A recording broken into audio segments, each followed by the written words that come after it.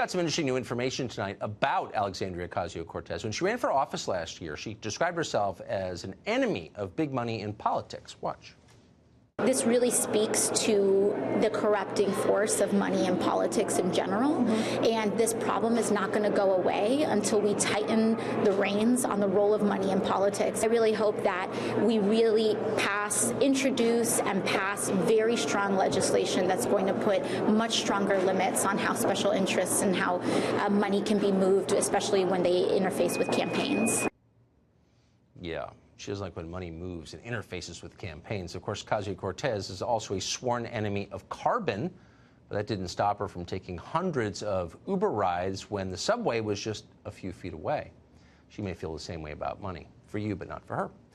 A new FEC complaint accuses Ocasio-Cortez's chief of staff of diverting $1 million in donations into private accounts, apparently to obscure how that money was used.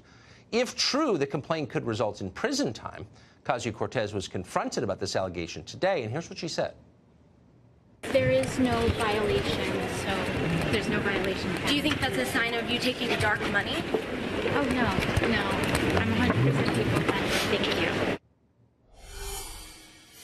She's people-funded, she wants you to know. Speaking of people-funded, Melissa Francis, who hosts Outnumbered, also one of our all-time favorite people on Fox Business, joins us tonight for an update on this story. Hey, Melissa. Hey, Tucker. So here's what this really boils down to in my mind. So it should be noted that the group that brought the complaint to the FEC is a right-leaning organization. We want to say that up front. But if you boil it down, basically what she and her chief of staff are accused of doing is moving almost $1 million from a PAC fund that they controlled over to an LLC, a limited liability corporation that they controlled.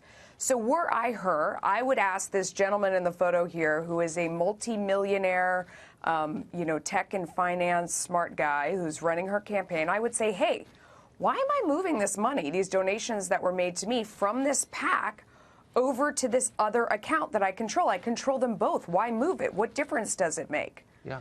Well, one difference could be, look at the rules that govern both. And the rules that govern a PAC are very clear and much more strict about how much you can spend, where it came from, what you have to disclose, how you list things. When it's an LLC, a limited liability corporation, the rules are very different, much lighter. And she marked a lot of stuff strategic consulting. And you can do that rather than itemizing things. Now, is this illegal? I don't know. Both sides are going to have their arguments in court about this, no doubt. And by the way, the rules that govern campaign finance are written by the very people in power who were trying to hold on to it. So talk about the fox guarding the henhouse. So the people who wrote these rules that she's saying, we're going to rewrite the rules, more people who have come to power and are trying to hang on to it. So is this legal under the rules? I don't know. We have people saying it's not. Both sides will argue, and we'll see. But what's interesting is you just have to ask yourself, why did you need to move it from one thing you control totally to another thing you control totally in order to make the expenditures? It sounds like that dark money that she's talking about, but we will see when they investigate.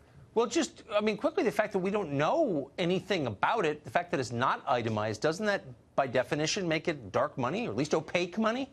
It doesn't make it bright money. It doesn't make it transparent money. It makes it obscured money. At the very least, it is obscured. There is not a bright light shining on it. But Tucker, you made the point before. Think about what socialism is. Like, the very definition is a government takeover the means of production. It's a power grab.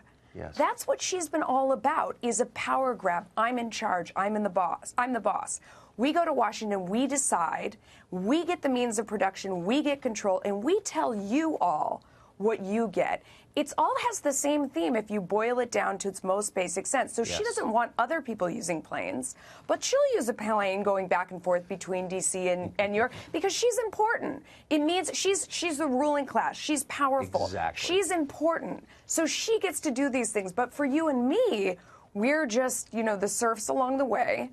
So we shouldn't, have a carbon footprint. We shouldn't do all these other things. And I will think see you on the bus, Melissa Francis. They have Wi-Fi. So I love the bus. I love the subway, the Q train. It's right by my apartment. I'll see you there.